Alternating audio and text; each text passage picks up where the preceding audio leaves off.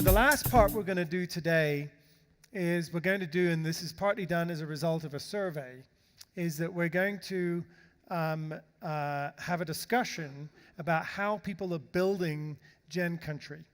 As you know, Gen Country for us is the process of putting together the right leadership and the right structure to be able to provide a very transparent, open place where all the members of your ecosystem that choose to participate can do so.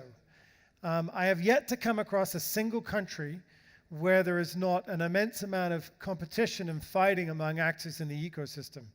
So one of the things that we concluded as we embarked upon the effort of creating a national home for what we do in each country was we said we want to get involved, and we're very interfering. We want to get involved in who embarks upon that journey. Who are the co-founders of Gen in your country? And the co-founders are a board, and they're also a managing director. We call it an acting managing director.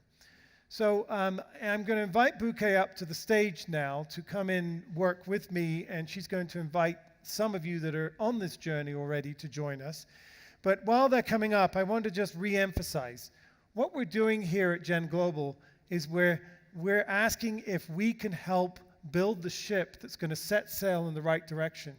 But you know what? We're going to have a seat on that journey. We're going to stay with you on the journey, but we're not going to be the captain driving the ship.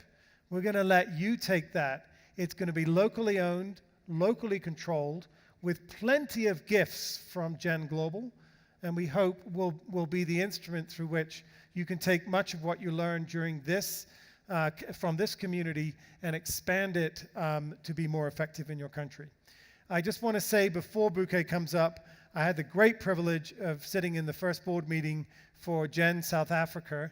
When I say first board meeting, we've actually met as a board before, but this is the first formal board meeting. Had a chair that is just phenomenal.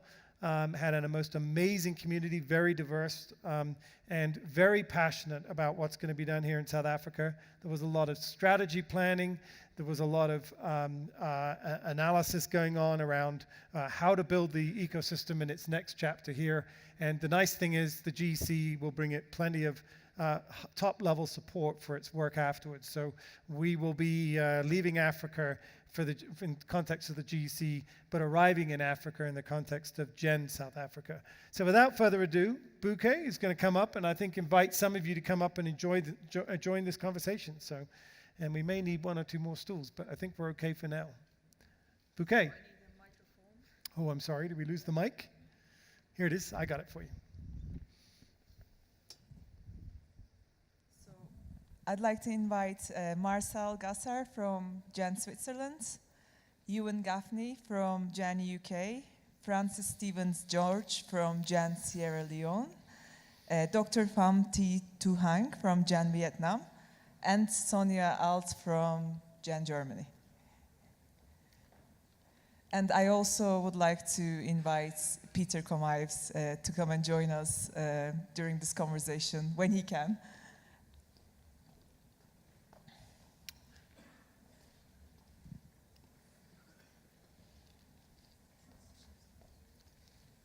Stay here until.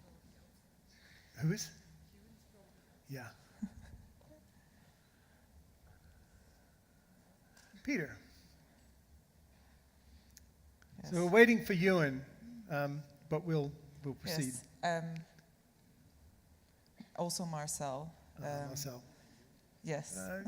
We'll take you, Peter, and then. Okay. Thanks. Yes. Whilst we're waiting for them, I think we could probably get started with you, Hang, because you were actually you actually have a ministry delegation with you here today.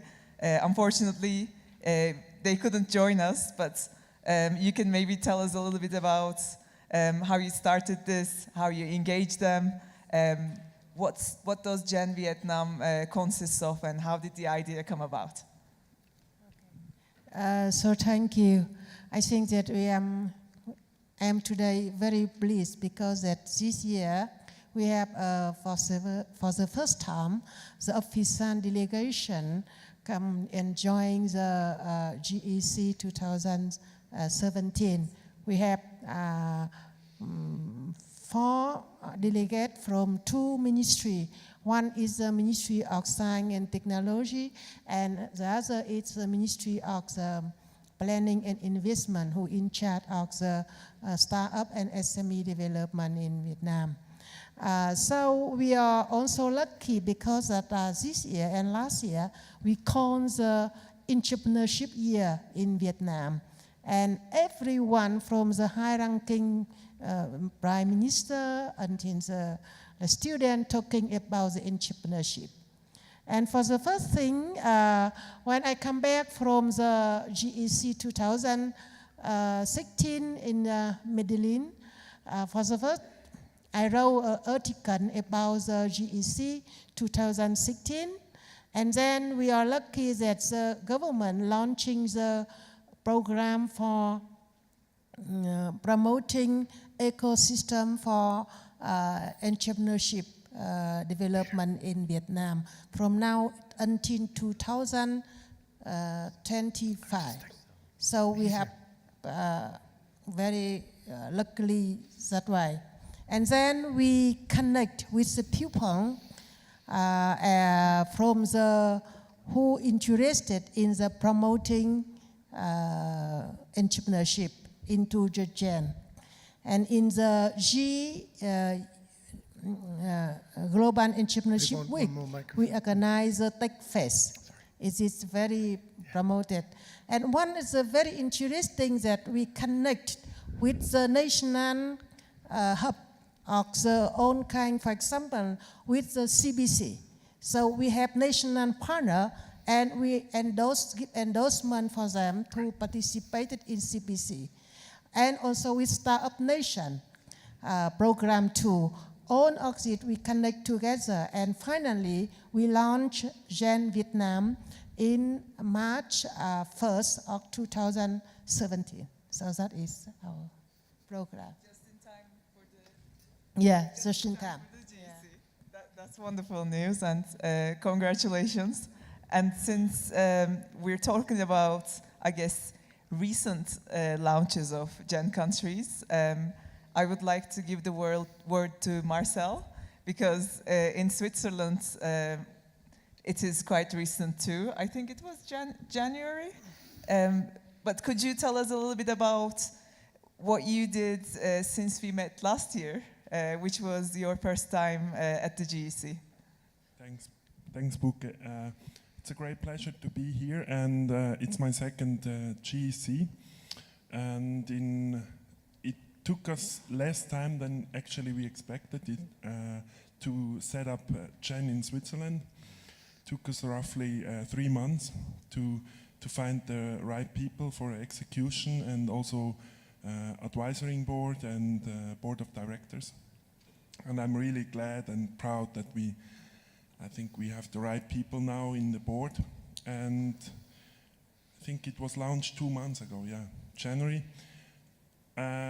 When I go back to Switzerland, end of the week, it's all about execution.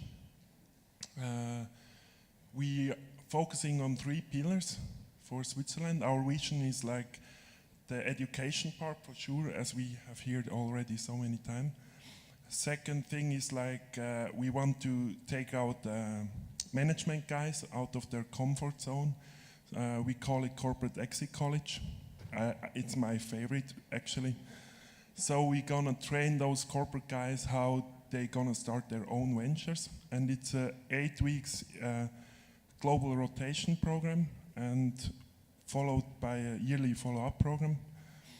Third pillar is about succession planning, because in Switzerland, or I see similar things happening globally, governments addressing, or it's all about startups in the first, if you think about entrepreneurship. But in Switzerland, we believe entrepreneurship, it's also leaving your legacy behind. If you build up a successful company and you want to retire, it's a big issue in Switzerland. You don't find the right talents taking over. And as soon as the consultant gets in, it's too expensive and whatever. So we're gonna match actually these three pillars: the education, the younger generation, the middle generation, and the retiring people. So also we play a lot in between. We are quite excited, and yeah, we look forward.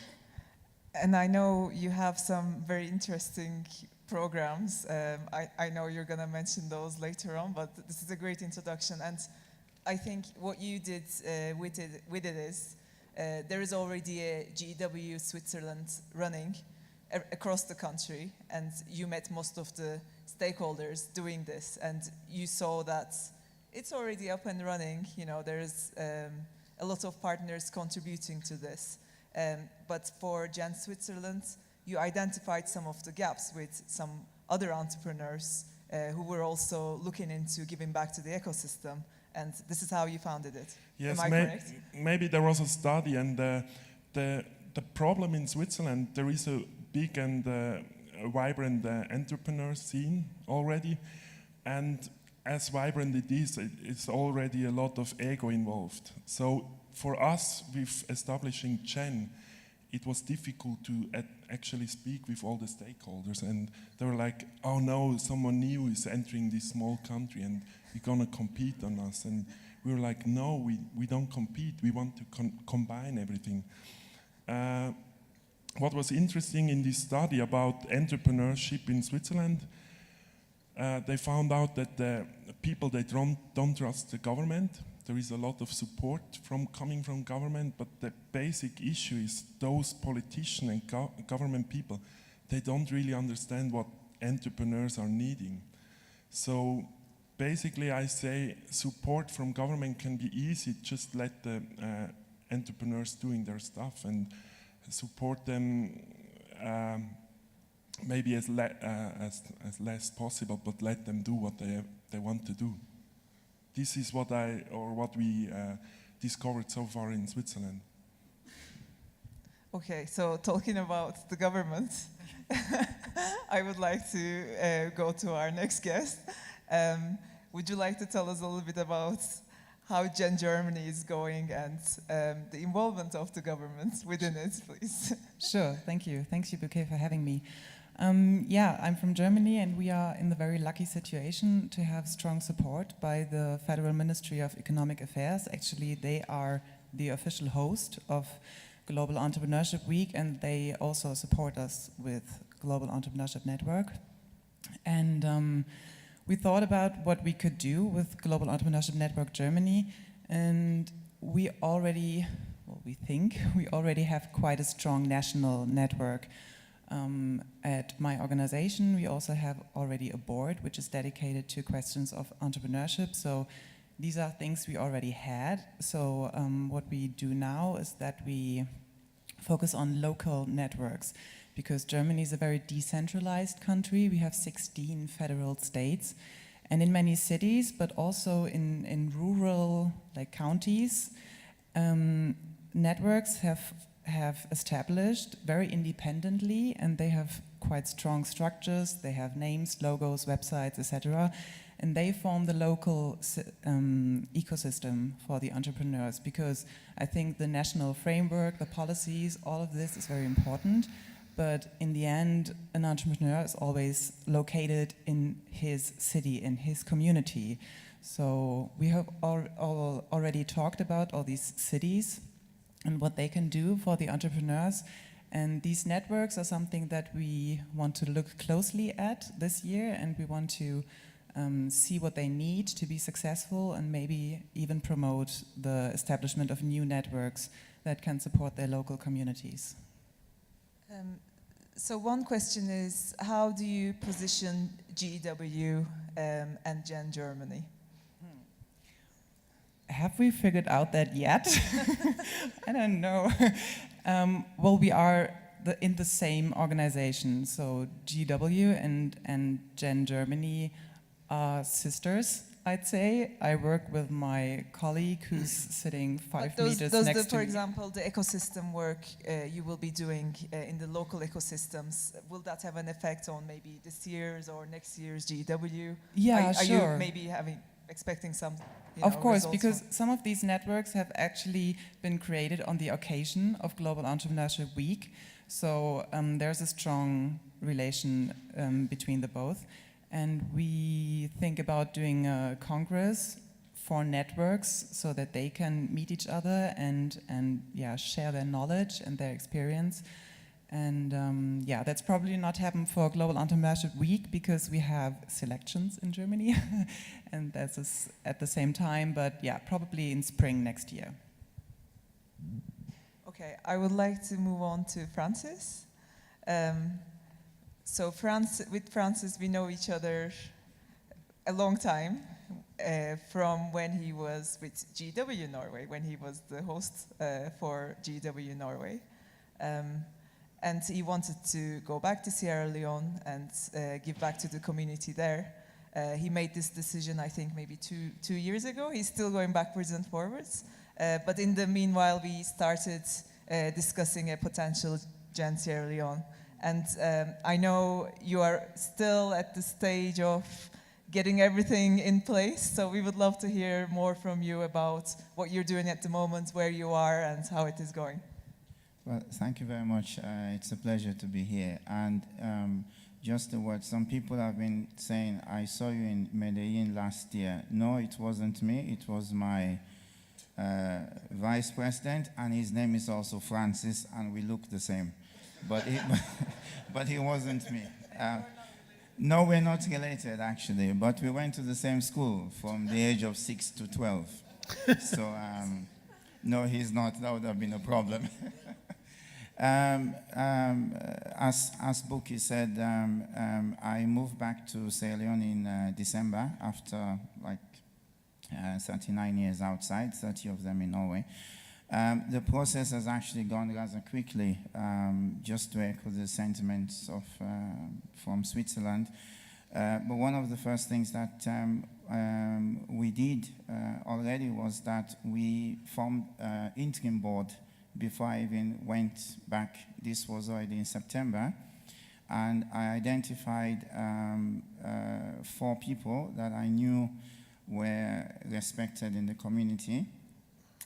One is the head of the microfinance, the largest in Sierra Leone. One is the small business manager in the largest indigenous bank. And one is a local entrepreneur, etc. So we already had an interim board in place, and we have been working on the strategic plan, etc.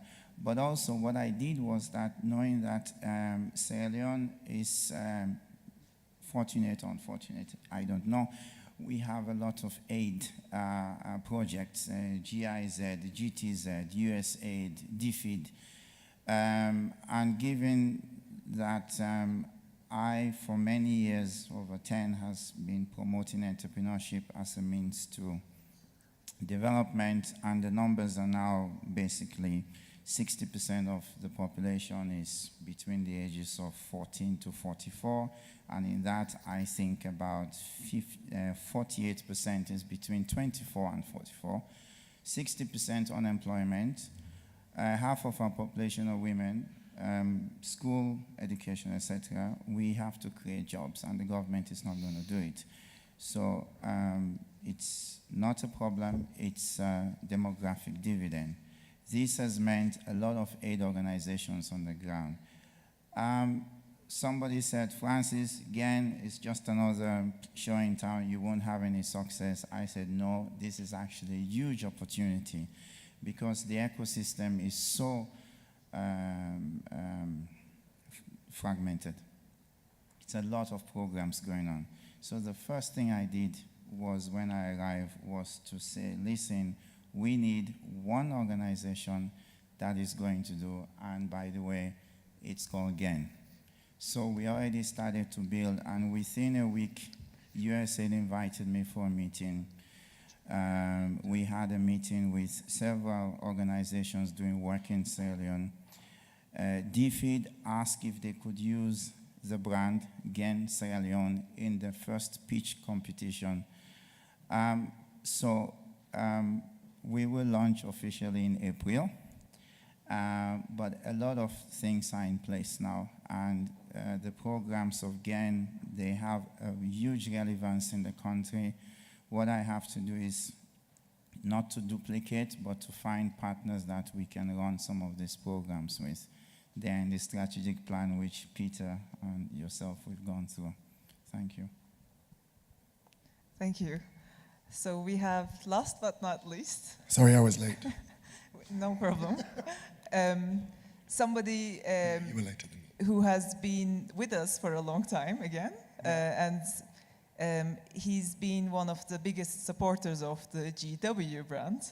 And today he is here to talk about Gen UK, but it took us a while to convince him that Gen UK needs to happen after the success of GEW UK, and it took him also a while to figure out how he would position both of the brands, because the GEW brand, of course, since it was also initiated there, is so strong. So would you like to tell us a few words about this? Very briefly, thanks for having me, Bouquet. So we kind of had a combination of all the problems or challenges that you guys have had. The main one in our instance being that GW, as it was created in the United Kingdom, it has such a well-developed brand recognition up and down the country. Over 900 partner organizations have done an event around GW over the last decade. And because it's so well established and it was backed and started by the government and Gordon Brown all those years ago, it has really kind of significant buy-in from local development agencies, local government, kind of some of the devolved governments in the UK and Scotland and Wales, for example.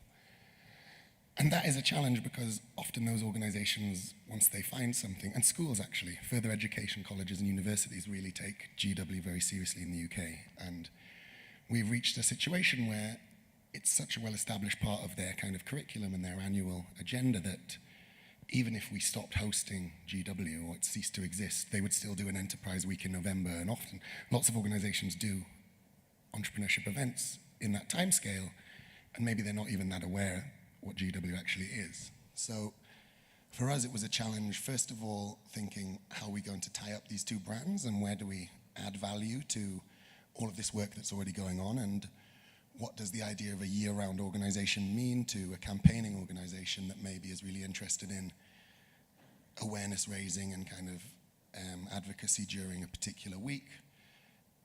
But as much as there were organizations that was a challenge for, there's lots of organizations in the UK that found that the GW kind of campaigning vehicle wasn't really for them because maybe they were a little bit more academic or they had a research agenda or they were more policy focused. And they said, look, we love GW, but putting on a badge and running around for a week is not really our style. We prefer to do something a little bit more technical. So we're kind of trying to balance out the two areas of work. And the way me and my colleagues, Mark and Elaine, who are here somewhere, have tried to approach that with the backing of Jonathan and Bouquet and all of you guys, is to make sure that Gen really adds value to the activity that's already going on and that we don't miss anybody out, because the UK has so many organizations already doing this kind of stuff that if you turn up somewhere and you haven't prepped someone that, hey, we're launching this cool new thing that's an umbrella body for all entrepreneurship activity, and you forget that there's a guy in the room who goes, oh, we've been doing that for 15 years, and you didn't call us.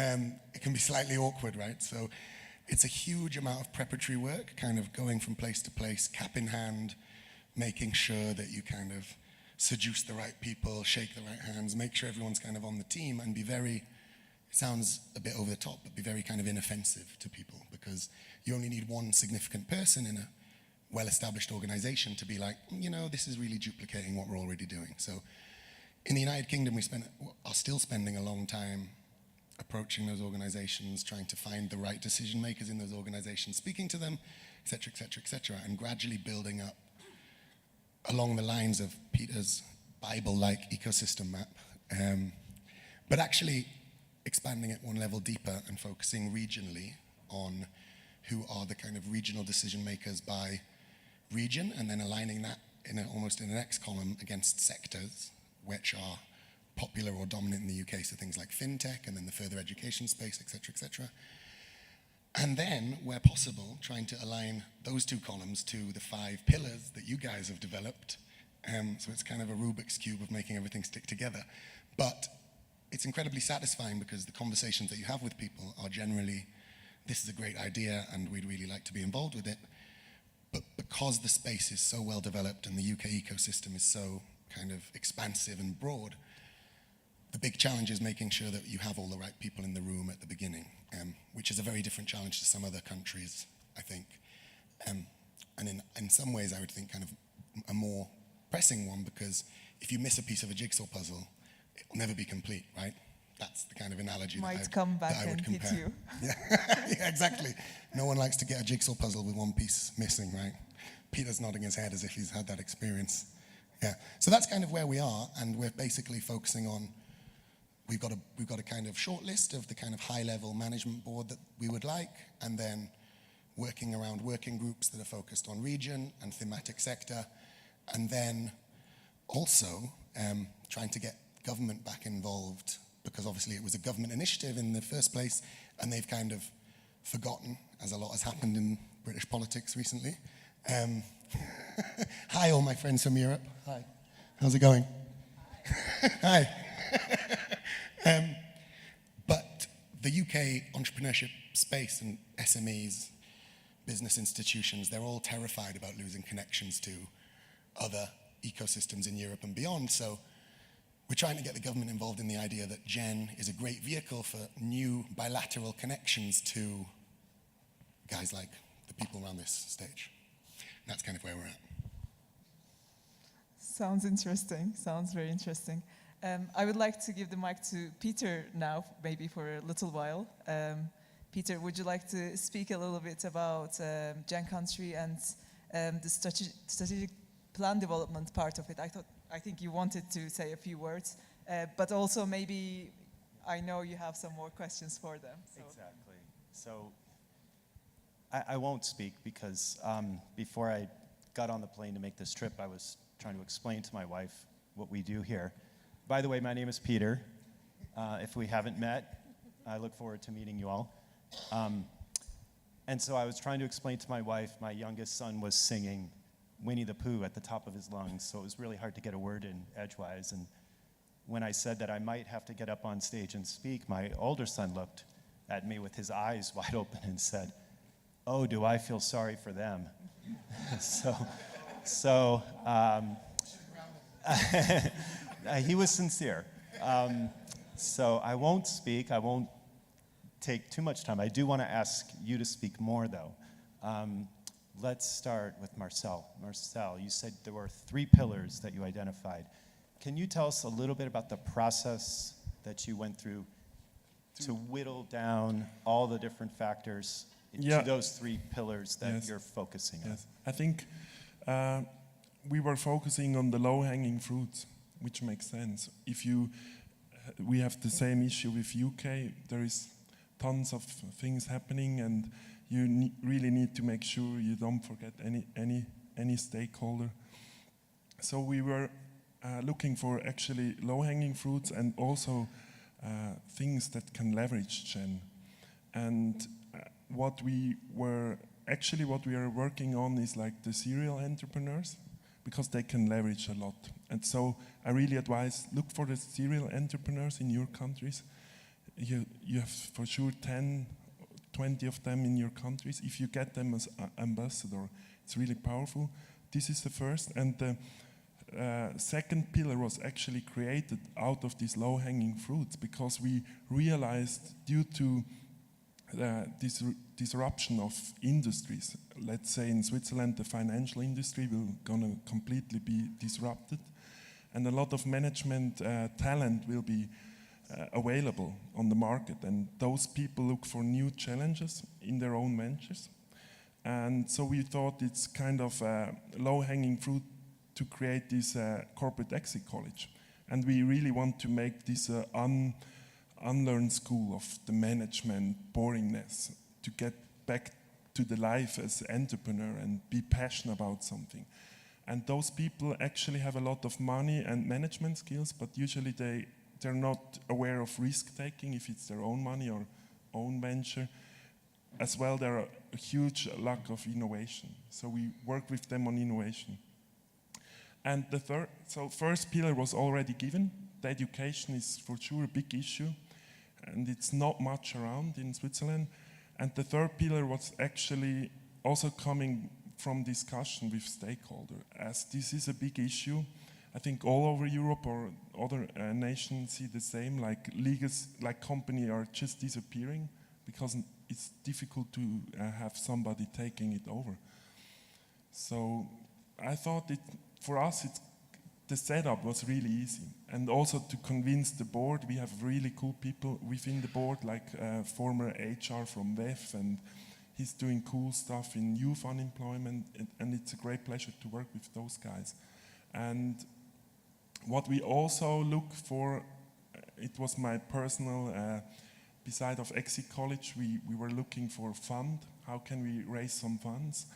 And I've seen so much money wasted in the skies, like people flying business class, and they don't even consider why I'm flying business class.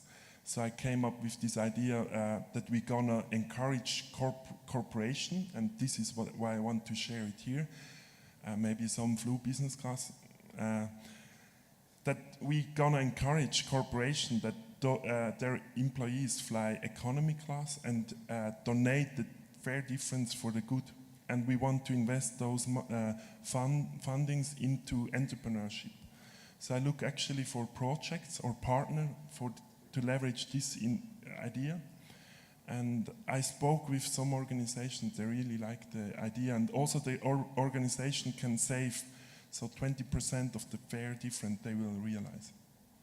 So I think we can easily fundraise some millions.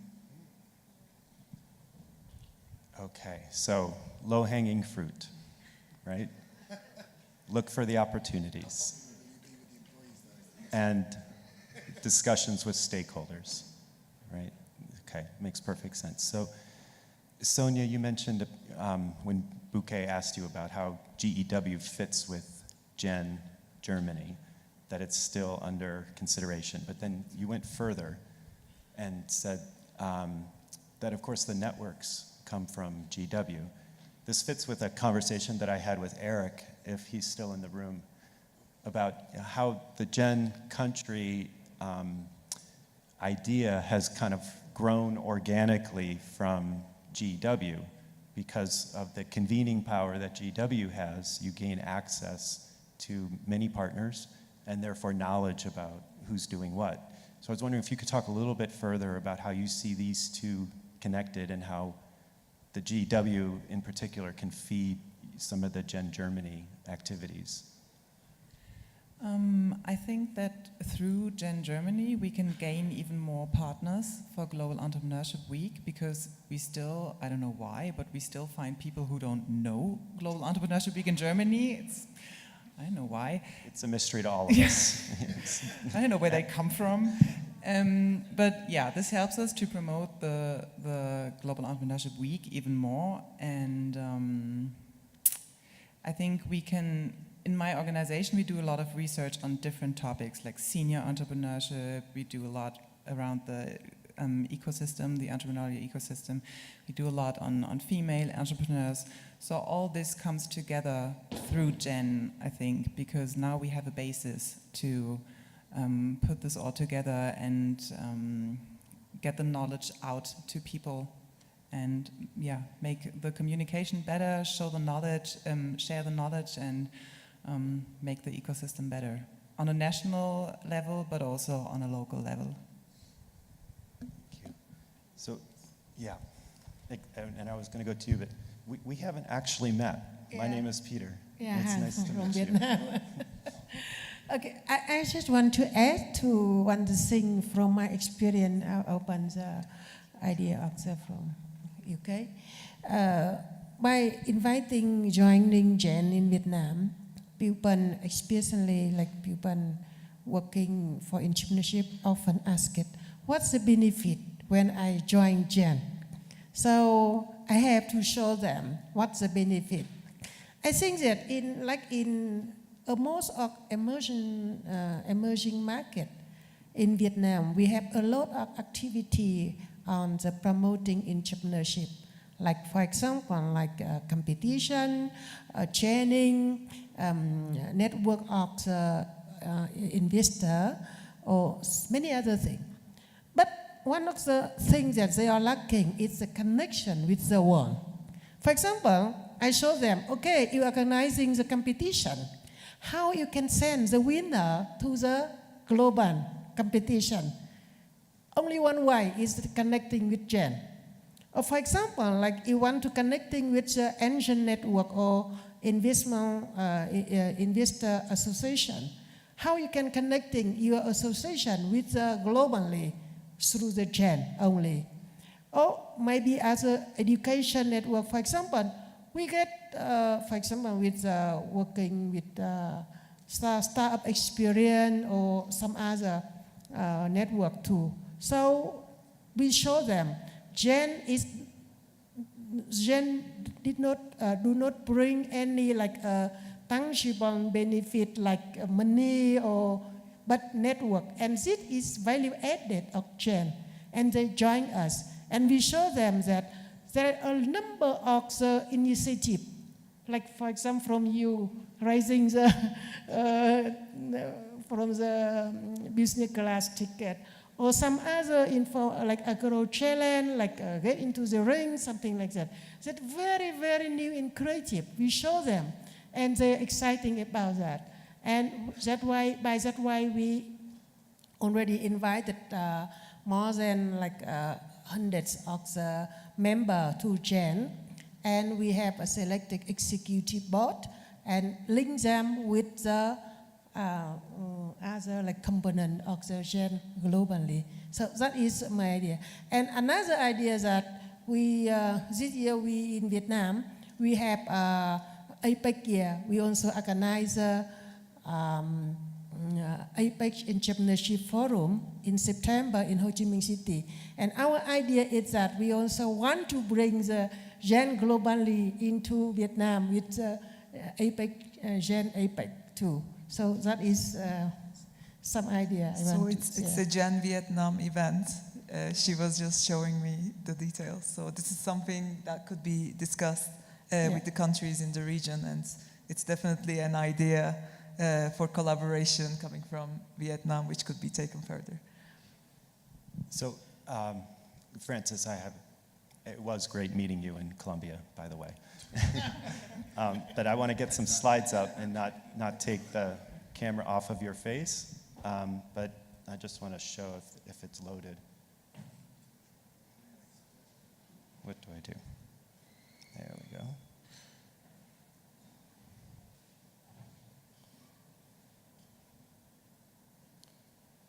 Keep going. Do I turn it? Oh, okay. Sorry, everyone. Mechanical failure. Okay.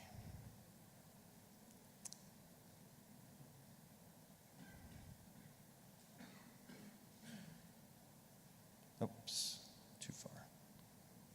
There we go. Francis, you have developed this terrific, comprehensive, strategic plan for Sierra Leone. It's a model, and I wanted just to show you all this. I wanted to show all of you the result of his work. Only the front cover page, though. So, Francis, can you tell us a little bit about the process that you went through, and particularly the process that you went through to assess your own resources to carry out the programs that you intend to do in Sierra Leone? Where should I start? I'm an entrepreneur, so I always see an opportunity where there's a problem. But I also multitask a lot. So whilst doing this strategic plan, I was also doing a lot of Gen work. I mean, something I forgot to mention, I mentioned USAID, but actually I got the Ministry of Finance in Sierra Leone to give me a meeting. They had a thing called Made in Sierra Leone. I said, listen, Gen has a lot of global network, as from the doctor from Vietnam said, and that's been the selling point, and we can help you realize all of this. The process here basically started many months before with Bouquet and yourself, and I did a lot of research. I also got somebody that has worked with all the NGOs and donor-funded in Sierra Leone to help me. As I mentioned before, or to take the doctor's word, we're not an emerging market. We're not there yet. We're developing poor, but it's one of the fastest growing economies in Africa. But it's a very non-inclusive growth. It's only based on the mining sector. So identifying what entrepreneurship brings to this big picture was part of the process. So a lot of what went into the mission statement was actually taking cognizance of, well, how do we diversify this economy from a mining sector to, there was another question, the process, and I think your son was right, Peter. Pay attention. Sorry.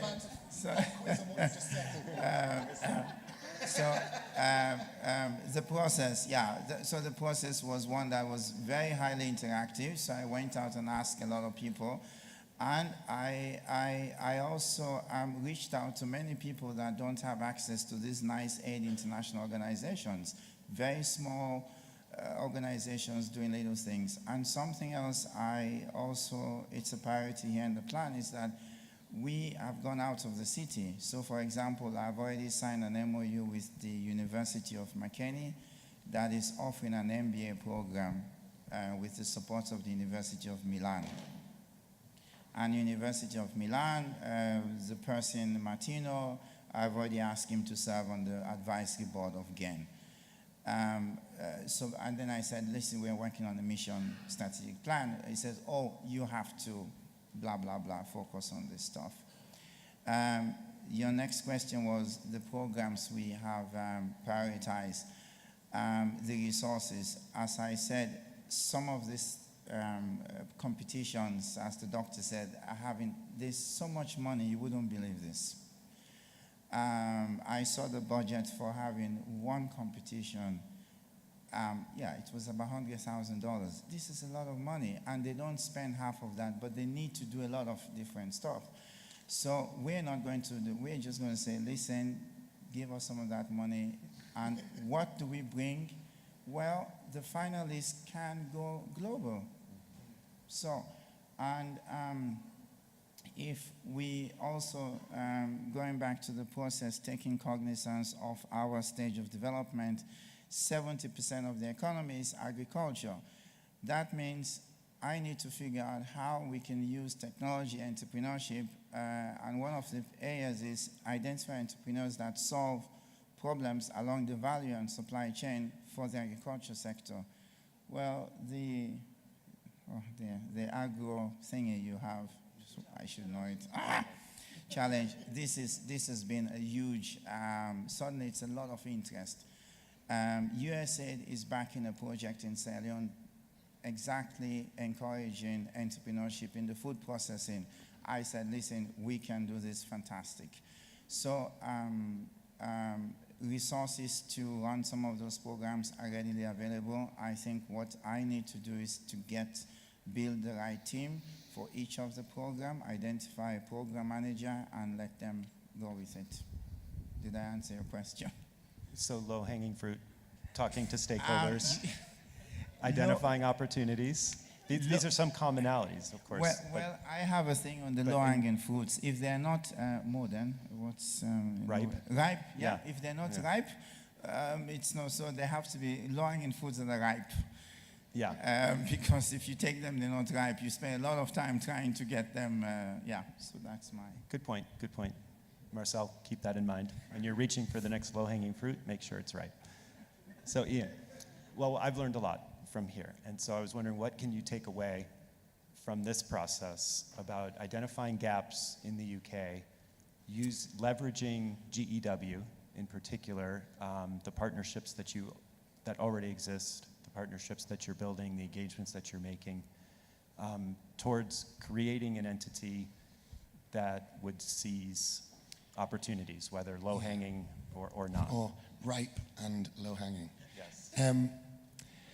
Well, I think, and I'd say to anyone else considering becoming a GEN program, evolving from a GW program, it's a smart thing to do and it's a natural progression, I think, of the brand idea, but it does represent, it has its challenges built into it, and I think often those challenges are intrinsically tied up to how big and how successful the campaign has been and how well established it is.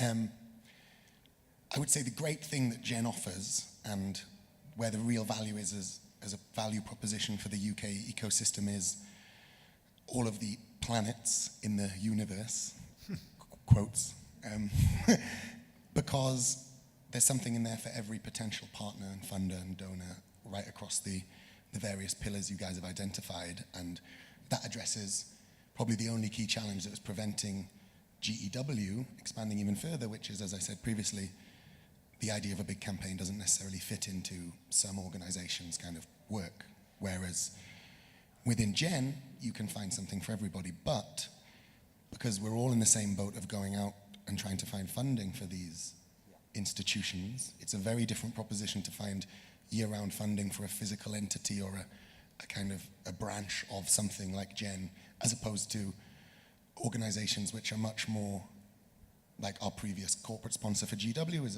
a bank, Barclays, and it's a much more natural and comfortable thing for them to sponsor a campaign event, and they can measure the metrics of KPIs, all of that stuff that they like to look at to understand what value they're gaining and traction they're gaining from it. So it's great that you're able to go to a big group of potential partners and say, what is it that you're interested in? Here's the planets in the galaxy, as it were, and let's have a chat about kind of which of these elements you'd like to take forward. I would say that's also a double-edged sword, because ultimately all of these GEN entities need finance to be sustainable, and unless you're one of the people here who's coming from a privileged position of already having some financing to run almost the kind of the back office functions and keep the lights on of a GEN company, you have to be very, very astute and aware about the direction you'd like to take the company and the entity itself, because otherwise you can kind of be led by the sponsor, because if you go into a room and the sponsor you want to work with turns you down, and then a company that maybe isn't a great fit, it says, well, actually, we think this would further our CSR agenda, so we're willing to put some money into it, but here's what we want out of it.